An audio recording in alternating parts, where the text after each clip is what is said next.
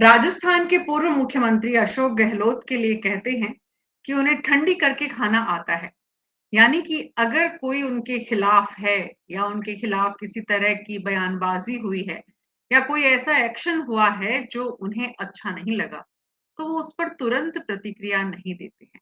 वो इंतजार करते हैं ऐसे समय का जब उन्हें पलटवार करना है। ये बात राजस्थान के कांग्रेस प्रदेश अध्यक्ष गोविंद सिंह डोटासरा के उस बयान के संदर्भ में आज हम चर्चा कर रहे हैं, जिसमें उन्होंने कहा कि जिसको व्यक्तिवाद की राजनीति करनी है, अपनी ब्रांडिंग करनी है, वो करे, लेकिन मैं कांग्रेस का वर्कर हूं, कांग्रेस की बात करता हूं और कांग्रेस की बात करने दूंगा। यानी कि मेरे आसपास जो होंगे, वो व्यक्तिवाद की राजनीति को हावी नहीं होने देंगे। महेंद्रजीत सिंह मालवीय के कांग्रेस दफ्तर पहुंचने पर ये बात उन्होंने कही, क्योंकि महेंद्रजीत सिंह मालवीय कांग्रेस दफ्तर से पहले अशोक गहलोत के घर पहुंचे थे और उनके साथ पहुंचे कार्यकर्ताओं ने नारे भी लगाए थे कि चौथी बार गहलोत सरकार।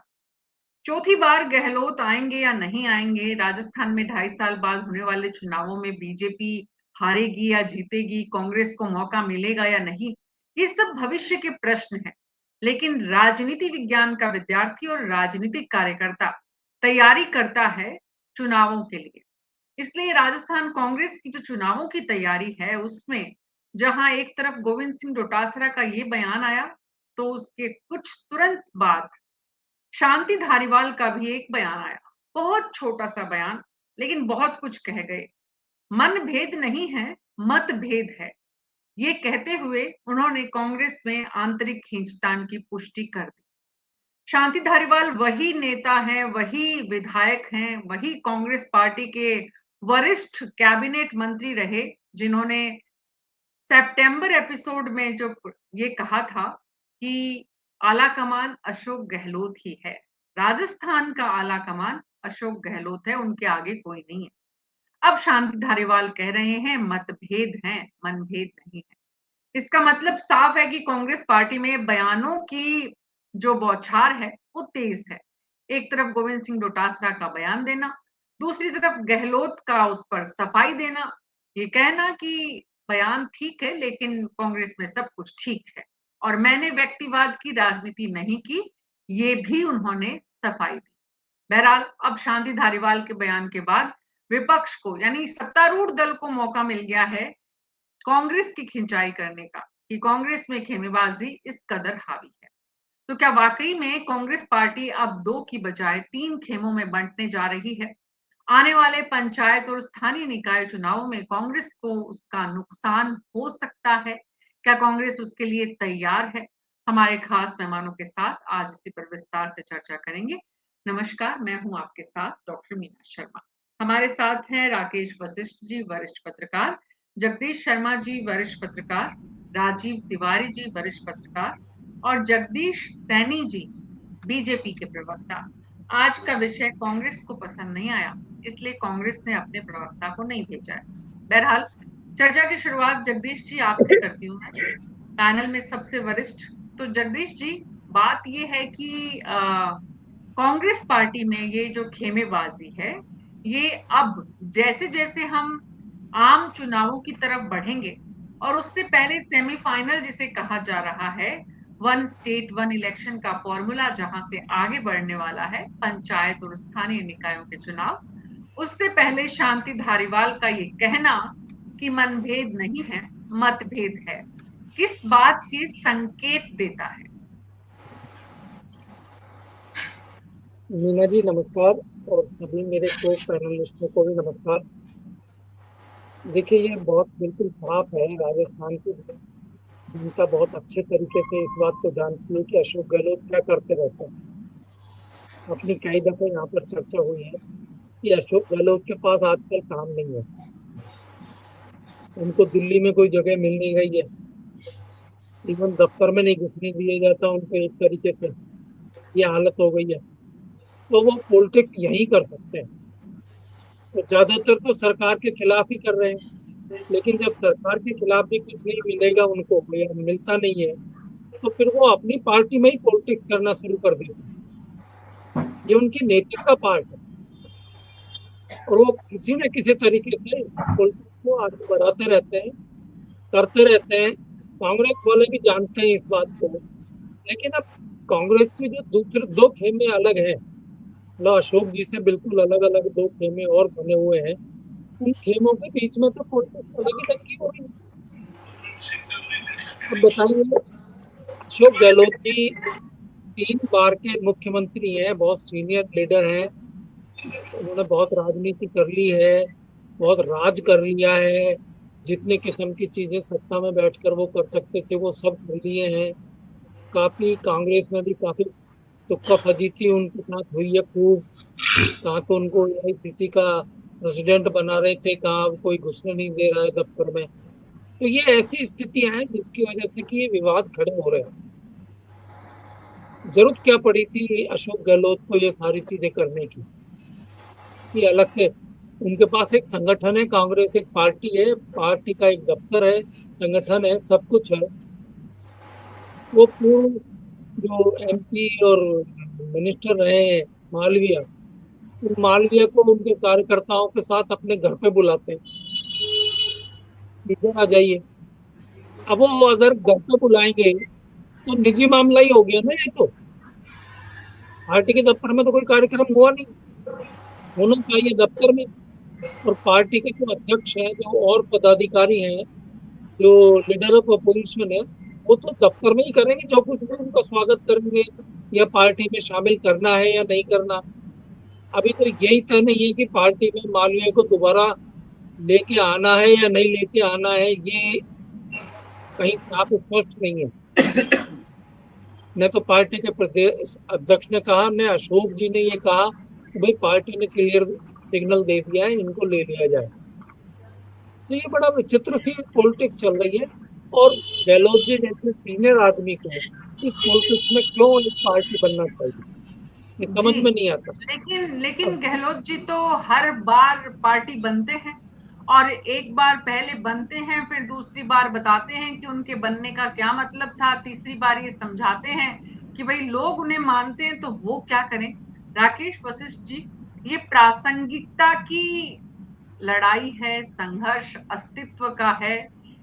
अशोक गहलोत को अब राजस्थान में खेमेबाजी की कोई जरूरत है, या ये उनकी प्रवृत्ति का हिस्सा है जिससे वो बाहर निकल नहीं सकते? देखिए मीना जी, अशोक गहलोत हैं, स्वयंभू जादूगर हैं राजनीति के, चतुर राजनीतिक खिलाड़ी भी हैं। वो इस बात को जानते हैं कि जो केंद्रीय नेतृत्व कमजोर है और उसके चलते उनका कुछ भी नहीं बिगड़ सकता। अगर केंद्रीय नेतृत्व मजबूत होता, उनके खिलाफ पहले कार्रवाई हो गई होती, तो शायद ये स्थिति आज नहीं आती।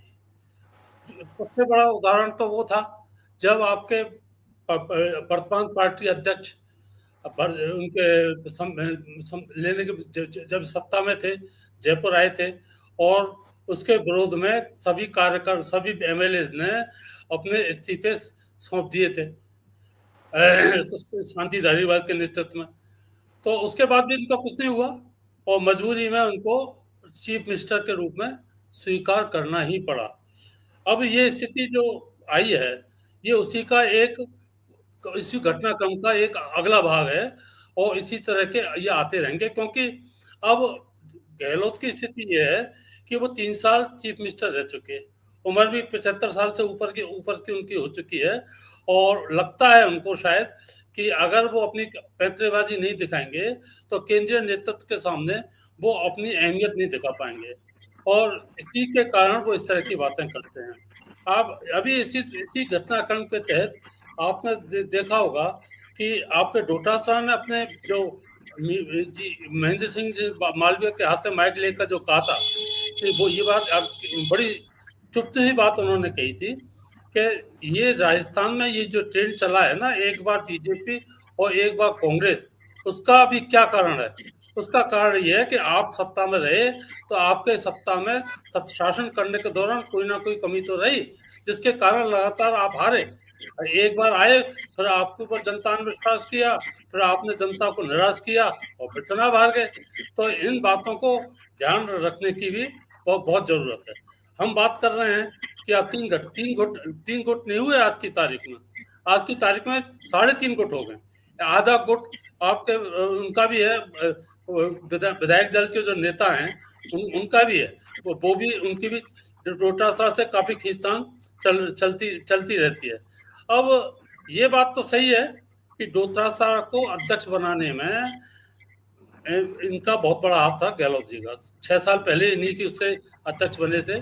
और राजनीति का एक बड़ा सीधा सिद्धांत है कि अगर कोई आदमी को आगे बढ़ना है तो उसको अपने हिसाब से चलना पड़ेगा। किसी की शागिर्दी एक समय तक तो ठीक रहती है, उसके आगे जब उसको जिम्मेदारी मिल जाती है तो उसको उपयोग करना ही पड़ेगा। और यही कारण है डोटासरा जैसा बाचाल और तेज तर्रार नेता इस बात को कैसे स्वीकार कर सकता है कि उनके इस कार्य में उनको गहलोत जैसा एक रवानगी की राजनीति से रवानगी की ओर अक्सर होने वाला नेता उनको चैलेंज करे। उन्होंने सही कहा था, पार्टी में संगठन की अध्यक्ष स्थिति होती है और ये जो मामला है ये पार्टी अध्यक्ष के मामले का ही है, उनके पास आना चाहिए। व्यक्तिगत रूप से किसी को कैसे कह सकते हैं कि चौथी बार अशोक गहलोत सरकार, इस तरह की बातें करना सीधा उनको चैलेंज है और आपके केंद्रीय नेतृत्व को चैलेंज है। शांति धारीवाल का भी जो बयान है वो भी बड़ा, जो पहले उन्होंने दिया था कि भाई यार राजस्थान का तो जो आपका आला कमान है वो अशोक गहलोत है, और अभी भी वो ये बयान दे रहे हैं कि मतभेद हैं, मनभेद नहीं है लेकिन मतभेद हैं। इसका मतलब एक बात तो साफ है राजीव तिवारी जी कि चाहे अशोक गहलोत हो चाहे शांति धारीवाल हो, शांति धारीवाल अशोक गहलोत के इशारे के बिना नहीं बोलेंगे। अगर उन्हें आपस में संकेत मिला है कहीं, तो ये जो संदेश की राजनीति अशोक गहलोत इस उम्र में जो कर रहे हैं, आप लोग सभी लोग अपना ऑडियो बंद कर लीजिए प्लीज। जगदीश जी, मैं राजीव तिवारी जी को सुनने के बाद आपके पास से आती हूँ। पेशेंस के लिए बहुत शुक्रिया जगदीश जी। राजीव तिवारी जी, संदेश की ये राजनीति जो इस वक्त अशोक गहलोत कर रहे हैं, इसका अशोक गहलोत को नुकसान होगा कि फायदा? न किसी को नुकसान होगा न किसी को फायदा होगा। उन्होंने स्पष्ट कर दिया हमारे मनभेद नहीं है, मतभेद है खाली। और मतभेद भी इसलिए है कि पार्टी चर्चा में बनी रहे, वरना पूछ कौन रहा है। आप कहीं पब्लिक इश्यूज पर वो नहीं हो, एक्टिव नहीं हो, आप कोई जन आंदोलन नहीं कर रहे, आप कोई पंचायत चुनाव सर पर आ रहे हैं, आप कोई मीटिंगें नहीं कर रहे हो, कुछ नहीं कर रहे हो, तो आपके पार्टी चर्चा में रहेगी कैसे? तो डोटासरा जी कोई बयान दे देते हैं, अशोक गहलोत कोई बयान दे देते हैं, धारीवाल जी कुछ बोल देते हैं, सिर्फ इसलिए कि चर्चा में बने रहे, पार्टी जिंदा रहे। तो आपके मुताबिक राजीव तिवारी जी ये फिक्स मैच है? बिल्कुल फिक्स मैच है ये, वरना आज डोटासरा अध्यक्ष हैं पार्टी के, शो कॉज नोटिस क्यों नहीं दे देते हैं? वो दे सकते हैं, वो क्यों नहीं देते हैं? वो सब फिक्स मैच है, कुछ नहीं, इनको पब्लिक के लिए कुछ नहीं कर रहा है, आपस में इधर उधर की बातें करते रहो और चर्चा में बने रहो। अखबार में बड़ी बड़ी खबर छप जाती है, साहब धारीवाल जी ने ये कह दिया। अरे धारीवाल जी को अब वहां कोटा में कौन पूछ रहा है? ये आखिरी चुनाव था उनका। तो अशोक गहलोत का आखिरी दौर भी चल रहा है। ये सभी के आखिरी दौर चल रहे हैं, लेकिन बस सबसे बड़ी बात यह है कि आप पब्लिक के लिए कुछ मत करो, जनता के लिए, मतदाता के लिए कुछ मत करो, आपस में कर करके मैच खेल के और खबरों में बने रहो। सचिन पायलट और गोविंद सिंह डोटासरा के शुरुआती दौर चल रहे हैं राजीव जी, तो देखिए अरे इनके तो शुरुआती दौर का है साहब, इनको भी राजनीति करते हुए 30-30 साल हो गए, शुरुआती दौर किसी का भी नहीं है। लेकिन अभी तो देखिए, अभी इनके शुरुआती दौर है, मान ली बात। अरे तो आके कुछ करो ना पब्लिक के लिए, पब्लिक इश्यूज पे कुछ बोलो ना आके। आप कहीं भी हो, 1-4 लाइन बोल दी और मीडिया टूट पड़ता है, बड़ी बड़ी खबरें छप जाती हैं। अरे आप मीडिया को चाहिए कि भाई वो सवाल तो करे उनसे कि आप आखिर, धारीवाल जी ने बोली ये बात कि भाई मनभेद नहीं है, मतभेद है, और हमारे स्टेट के आला कमान तो वही है, तो क्यों नहीं डोटासरा जी कहते हैं कि आला कमान तो मैं हूँ, स्टेट का प्रदेश अध्यक्ष मैं हूँ, खड़गे साहब राष्ट्रीय अध्यक्ष हैं, धारीवाल जी को शो कॉज नोटिस देवे ना वो। कि आपने बयान क्यों दिया। इम्पोर्टेंट बात यही है कि धारीवाल जी को नोटिस देने की स्थिति में गोविंद सिंह डोटासरा अपने आप नहीं को है तो फिर पात्र वही यही तो कह रहा हूँ, इसीलिए सारे फिक्स मैच हैं ये। जी कोई नहीं है। अभी आप देखना, गहलोत साहब ने कल कह ही दिया कि हमारे कोई भी नहीं है साहब, हमारे में तो एकता है, लोग बात फालतू की बातें उड़ाते हैं। कल ही आया ना उनका बयान ये कि मेरे में, डोटासरा जी में, सचिन में कोई तो ये मतभेद नहीं मीडिया है। में हेडलाइंस में बने रहने की स्ट्रैटेजी बस सबसे बड़ा पार्टी ये है। मीडिया मैनेजमेंट है इनका, और जी। कुछ नहीं है, क्योंकि ये तो पब्लिक के लिए कुछ नहीं करना चाहते। बीजेपी भी इस मीडिया मैनेजमेंट में ट्रैप हो जा रही है कि बीजेपी की तरफ से भी बयान आते भाई हैं। आप देखिए ना, ट्रैप तो इसलिए हो रही है, बीजेपी वाले भी बयान दे रहे हैं कि भाई धारीवाल जी ने बयान दिया तो इनको भी यह लगा कि अरे यार इनकी 4 कॉलम की खबर छप गई, हम बयान नहीं देंगे तो फिर हमारी नहीं छपेगी 3 कॉलम, पलट के दो तुम। लेकिन बीजेपी भी क्या कर रही है पब्लिक के लिए? कुछ नहीं कर रही है। बीजेपी क्या कर रही है? आज सड़कों की क्या हालत है, आज पेयजल की क्या हालत है, आज आप और दूसरी चीजों की क्या हालत है, कोर्ट के कितने आदेश हैं जिनको कि आपको इम्प्लाई करना है। कुछ नहीं कर रही बीजेपी भी। सब ये आपस में मीडिया वॉर चल रहा है कि एक टेबल टेनिस नहीं होती है, एक बॉल उसने चली, इसने टक से इधर मार दी, इधर से इधर मार दी। यही राजनीति रह गई है आजकल। पब्लिक की किसी को फिक्र नहीं है। जगदीश जी बड़ा मुस्कुरा रहे हैं क्योंकि जगदीश जी को सबसे ज्यादा फायदा है अगर कांग्रेस जमीन पर कुछ करती नहीं है, सिर्फ ये नैरेटिव के लिए फिक्स मैच की पॉलिटिक्स चलती है कि मीडिया में किसी तरह बने रहें, तो इससे वाकई में कांग्रेस पार्टी कुछ गेन कर पाएगी पंचायत और स्थानीय निकाय चुनाव में। जगदीश जी निश्चित रूप से कांग्रेस पूरे राजस्थान के अंदर कांग्रेस का खेल खत्म है। और मैं धन्यवाद देना चाहता हूं इस चैनल के अंदर जो 3 वरिष्ठ पत्रकार बैठे हैं और राजनीतिक विशेषज्ञ बैठे हैं, जिन्होंने वास्तव के अंदर जो कांग्रेस के गुट है, कांग्रेस के जब सत्ता में थी, जब 2 गुट हुआ करते थे, गहलोत साहब का गुट और सचिन पायलट साहब का गुट, परंतु वर्तमान के अंदर आदरणीय भजनलाल जी के नेतृत्व के अंदर जिस तरीके से विकास की गंगा चारों तरफ बह रही है, कांग्रेस के पास कोई मुद्दा रहा नहीं, कांग्रेस विपक्ष की भूमिका निभा रही नहीं है, कांग्रेस से अपने अस्तित्व बचाने के लिए बयान दे रही है। एक बयान जब अशोक गहलोत जी जोधपुर से बयान देते हैं तो दूसरा बयान सचिन पायलट साहब का टोंक से आता है, तीसरा बयान अलवर से जूली जी का आता है, चौथा बयान डोटासरा जी का सीकर से आता है। और मैं तो ये कहना चाहूंगा कि ये चारों के चारों अपने आप को मुख्यमंत्री पेश करना चाहते हैं, परंतु राजस्थान की जनता इनके मंसूबे पूरे नहीं होने देगी। और मैं आज जो शांति धारीवाल जी का बयान है कि हमारे तो आल कमान गहलोत साहब है, ये परिवारवाद की पार्टी है, परिवार की पार्टी है।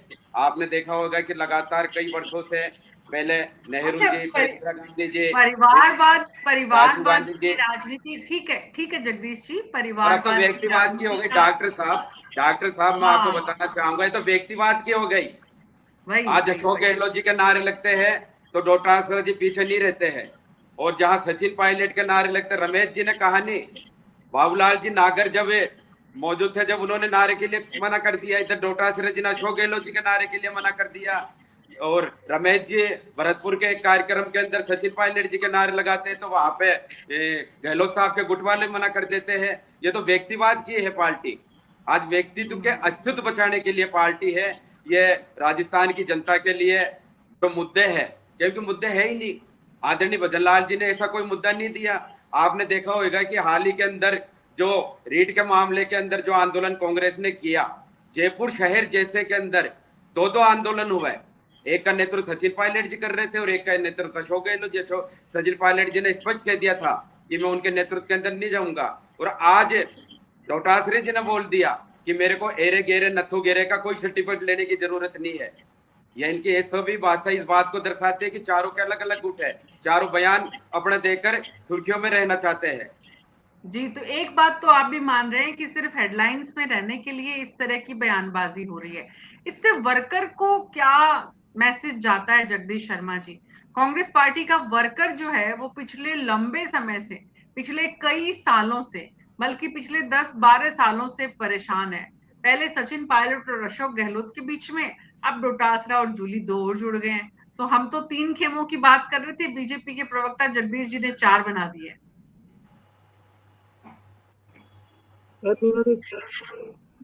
इसमें अभी तो 4 ही गिने गए हैं, अखबारों में आए हुए बयानों के माध्यम से गिने गए हैं कि ये 4 तक पहुंच गए हैं, लेकिन और भी कई गुट है,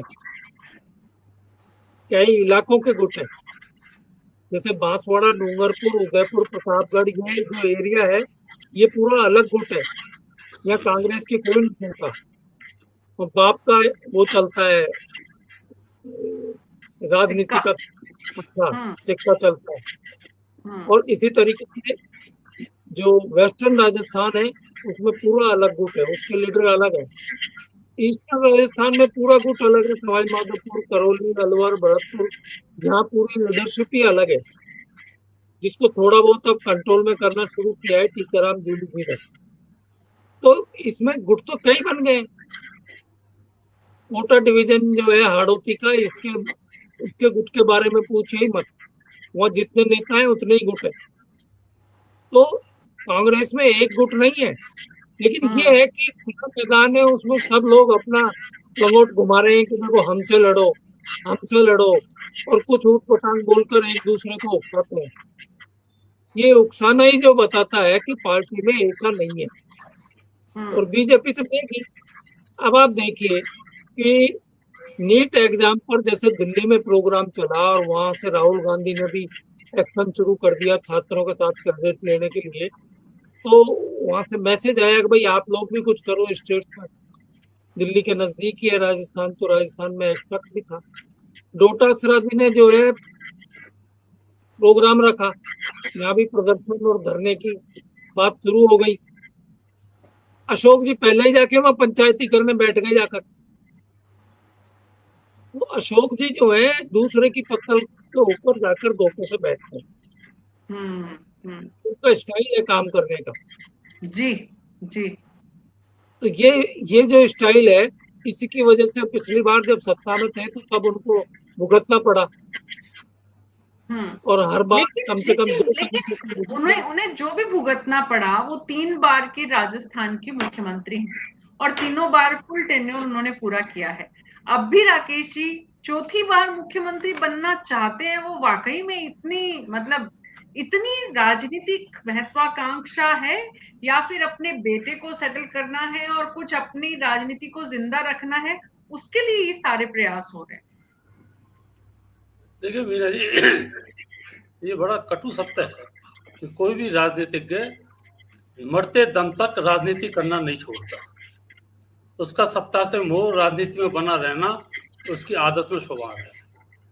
कांग्रेस के जो अध्यक्ष, राष्ट्रीय अध्यक्ष शायद 85-86 के हैं, काम कर रहे हैं वो। तो ये राजनीति क्यों छोड़ना चाहेंगे?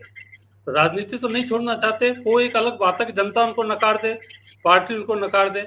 जहां तक अपने बेटे को एस्टैब्लिश करने वाली बात है, तो वो तो तभी संभव है जब पार्टी हाईकमान इनके ऊपर मेहरबान रहेगा, और केवल अपने बलबूते पर ये उसको राजनीति में आपको एस्टैब्लिश नहीं कर सकते, क्योंकि उन्होंने 2 बार करके देख लिया। आपको जोधपुर से भी चुनाव लड़ा के देख लिया, और आपको शायद जालोर से भी जो चुनाव लड़ा के देख लिया। दोनों बार उनका बेटा चुनाव हारा।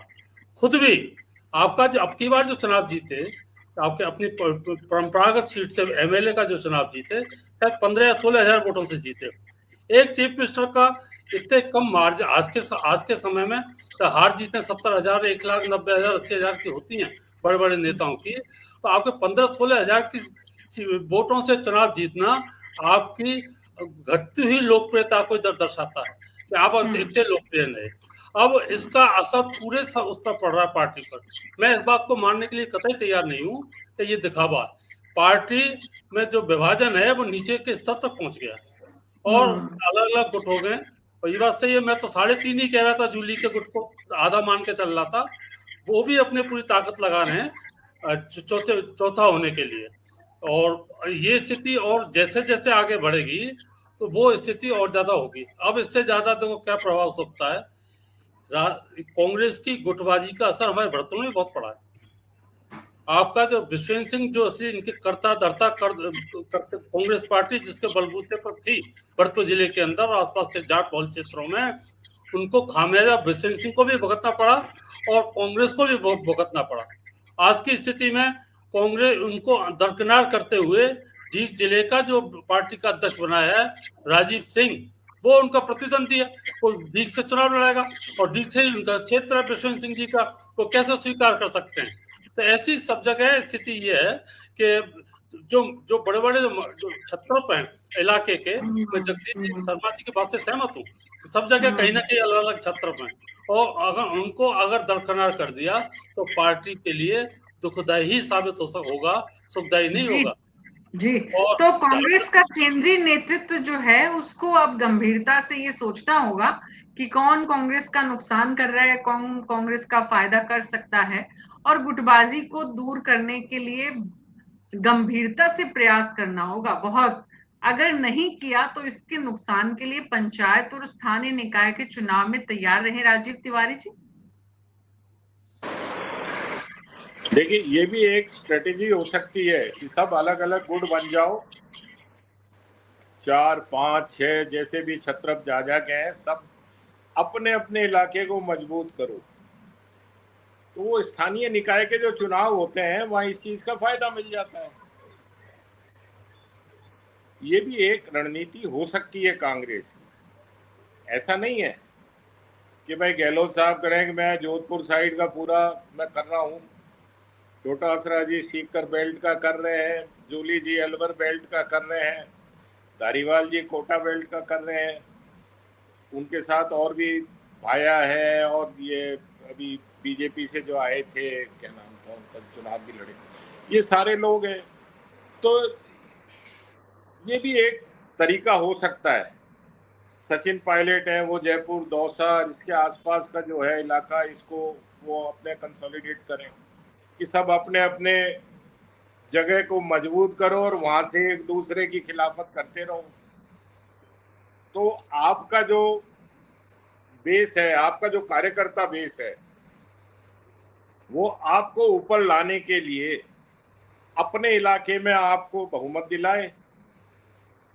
और अगर 5 छत्रपों ने या 6 छत्रपों ने अपने अपने इलाकों को किया, मालवीय जी आए हैं बांसवाड़ा डूंगरपुर की तरफ, वो अपना जमाए अड्डा, तो अगर वहां से ये लोकल चुनावों में इसका ऐसी चीजों का फायदा कई बार मिल जाता है। वो स्टेट लेवल पे नहीं मिलेगा, लेकिन लोकल जो स्थानीय चुनाव, ये तो चुनाव जो अगला चुनाव है वो तो पूरा लोकल और हाइपर लोकल है। इसका मतलब हाइपर लोकल है, इसीलिए ये लोकल अपनी पूरी जो गोटियां जमा रहे हैं, टीम को इस तरह से मजबूत करने का काम कर रहे हैं। इसका मतलब ये हुआ आपकी बात। बिल्कुल बिल्कुल, ये अपनी अपनी जगह पर कार्यकर्ता जिताते रहें, फिर उसके बाद जब विधानसभा चुनाव आएगा, जब देखी जाएगी। और एक्चुअल जो हाईकमान का रोल होगा दिल्ली वाले का, वो तभी आएगा विधानसभा चुनाव में। अभी इस वाले चुनाव में तो हाईकमान का कोई रोल नहीं है ज्यादा। अभी तो सब अपनी अपनी ताकत दिखाएं, अपनी अपनी ताकत दिखाओ, अपना अपना बेस दिखाओ कि हाँ, हमने आज मेरे यहाँ पे इतने नगर निगम, इतनी नगर पंचायत, इतनी पालिका और इतनी पंचायत आ रही हैं, उनमें मैंने कितने में जीत दिला दी जी। तो इसके लिए भी तो दूसरे की खिलाफत करोगे, जब तो आपका कार्यकर्ता मोबिलाइज होगा।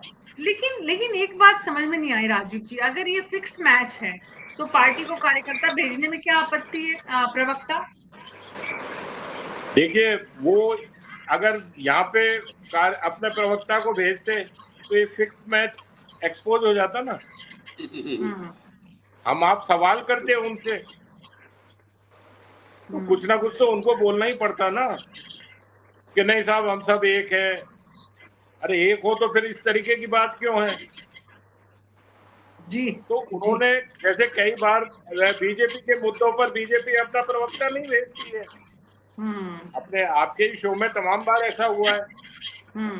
तो पार्टी अपना भी तो नफा नुकसान सोचकर ही प्रवक्ता भेजती है। तो कांग्रेस पार्टी बाकायदा रणनीतिक मतलब योजना के तहत स्थानीय निकाय पंचायत की तैयारी में लग गई है। बिल्कुल ये मुझे ऐसा लगता है, लेकिन फिर भी इनको फायदा तभी होगा कि खाली बयानबाजी नहीं, ग्राउंड वर्क भी करना पड़ेगा। जी, जगदीश जी, आपकी पार्टी के बहुत वरिष्ठ नेताओं की तरफ से बयान आ रहे हैं कि कांग्रेस पार्टी जो है वो गुटबाजी से अपना नुकसान कर रही है, तो आप ये आकलन नहीं कर पा रहे हैं कि भाई कांग्रेस तो अपना काम कर रही है दरअसल? निश्चित रूप से आपस के अंदर गुटबाजी है। अभी हाल ही के अंदर जयपुर शहर के अंदर दो बड़े भारतीय कांग्रेस के प्रवक्ताओं ने चुनाव लड़ा था। एक तो अर्चना जी शर्मा ने एक चुनाव लड़ा था, आर तिवारी ने, और आज ही उन्होंने वक्त दिया है कि हम हराने का काम किया है तो कांग्रेस के बड़े नेता लोगों ने किया है।